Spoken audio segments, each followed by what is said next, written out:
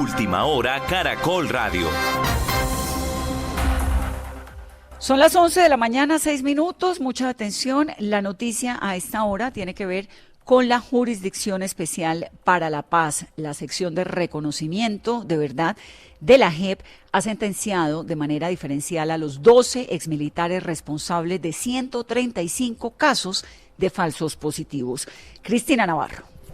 Pues mire, Vanessa, como lo hemos dicho, la sección de reconocimiento de verdad del Tribunal para la Paz ha impuesto esta sentencia de manera escalonada, de manera diferenciada, mínima de 5 años y máxima de 8 años de esta sanción propia, que recordemos no implica cárcel, sino avanzarán en adelantar los proyectos restaurativos en el norte del Cesar y sur de La Guajira, donde cometieron estas ejecuciones extrajudiciales, estos 135 casos de falsos positivos en 77 hechos entre el 9 de enero de 2002 y el 9 de julio de 2005. También tendrán unas restricciones de libertades y tendrán que cumplir un monitoreo constante para asegurar que la JEP y la misión de verificación de la ONU puedan verificar el estricto cumplimiento a estas sanciones restaurativas a las cuales han sido sentenciados estos 12 exmilitares. No pagarán cárcel porque, recordemos,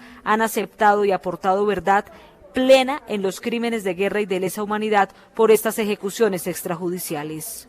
Cristina, gracias. En otras noticias, ya fueron trasladados a cárceles de máxima seguridad 2 de los implicados en el magnicidio de Miguel Uribe Turbay. Daniela Ramírez.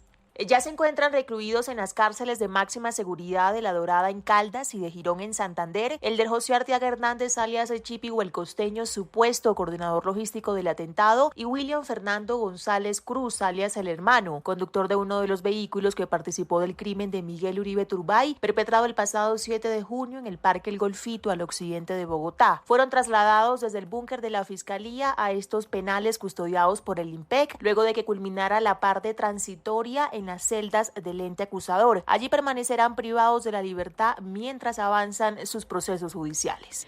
El nuevo magistrado de la Corte Constitucional, Carlos Camargo, se va a posesionar el próximo 1 de octubre ante la Sala Plena. A propósito, contra el exdefensor hay 8 demandas en el Consejo de Estado que buscan anular su elección. La Corte Suprema de Justicia aplicó la nueva reforma laboral a una persona que pedía rebaja de su pena por haber trabajado en la cárcel. Claudia Camila Vargas.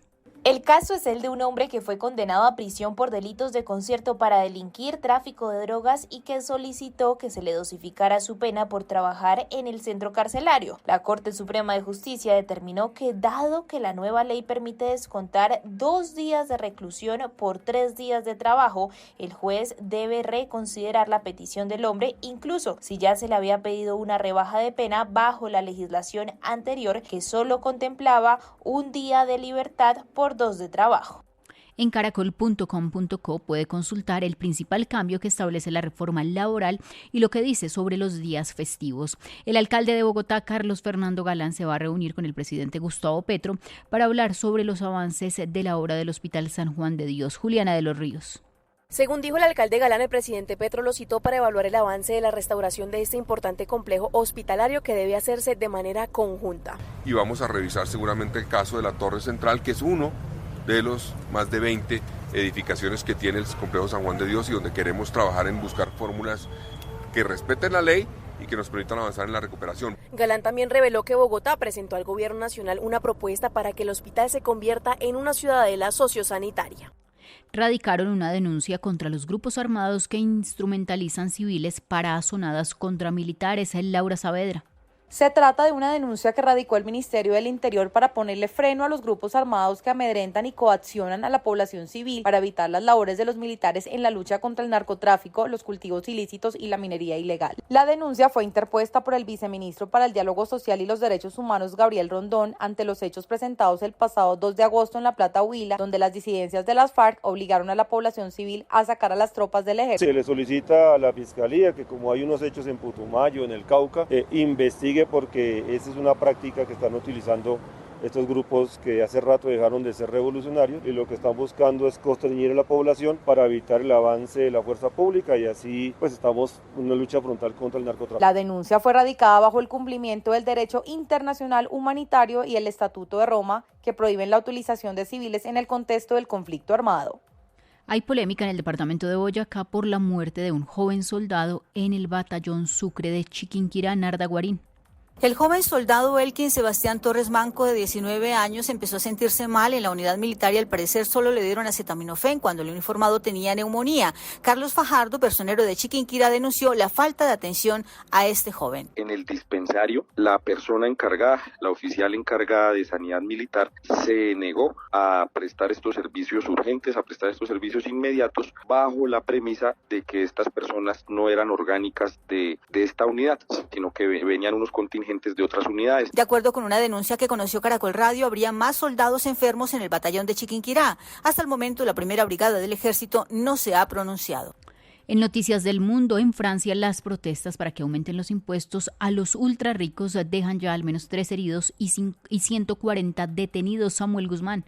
Unas 400.000 personas, según el recuento que hace la Confederación General del Trabajo, se manifiestan hoy en toda Francia en contra de la política de austeridad en los presupuestos para el próximo año. El plan presupuestario del ex primer ministro François Bayrou preveía recortes por 44.000 millones de euros y la supresión de 2 días feriados. El Parlamento tumbó su gobierno y hoy los ciudadanos le exigen a su sucesor, Sébastien Lecornu, que adopte medidas para gravar con un 2% anual a los patrimonios superiores a 100 millones de euros. El ministro del Interior, Bruno Retailleau, ordenó el despliegue de 80.000 policías y gendarmes. En Lyon, un policía, un manifestante y un periodista resultaron heridos tras los enfrentamientos entre la policía y un grupo de jóvenes enmascarados que encabezaban una marcha.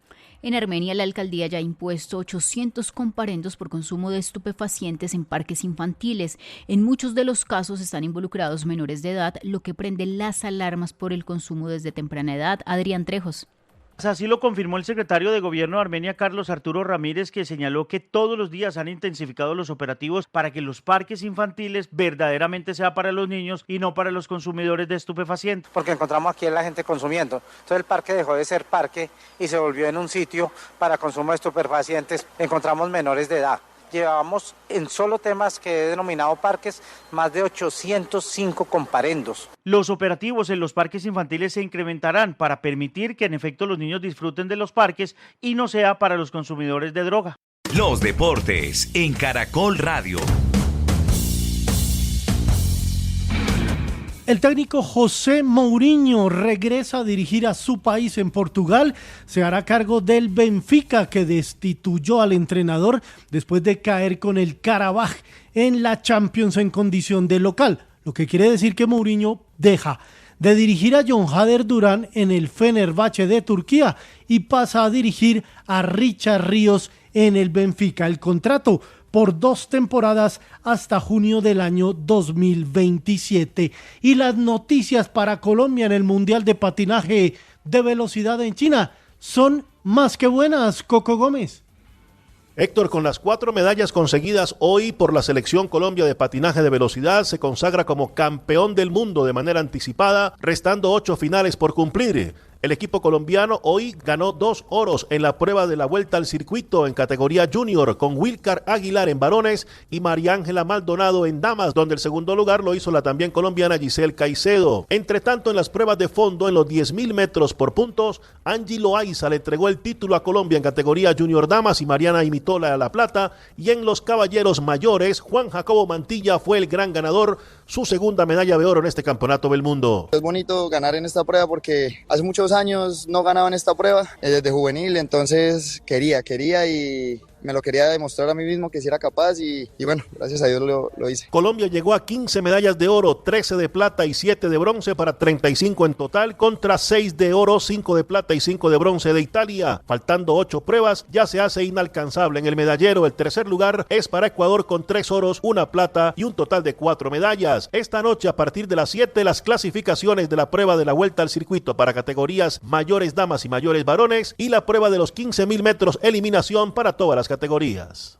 Coco, y de los mundiales de patinaje en China a los de atletismo en Tokio, en Japón, porque Yulimar Rojas, la venezolana recordista mundial en salto triple femenino, se debió conformar con la medalla de bronce, 14 metros 76 centímetros, muy lejos de su récord mundial de 15.74. La medalla de oro es para Leyanis Pérez, una cubana, con 14.94. Recordemos que Yulimar reaparecía en el circuito mundial de atletismo después de 2 años de ausencia por rotura de tendón de Aquiles. Y en los 200 metros, en la semifinal masculina, Noah Lyles, el campeón olímpico de los 100 metros, realizó el mejor tiempo de la temporada, 19.51, y es favorito para la final de mañana. Toda la información de Caracol Radio también en tu celular. Síguenos en redes sociales como @Caracol Radio y descarga y mantente al día con nuestra app Caracol Radio.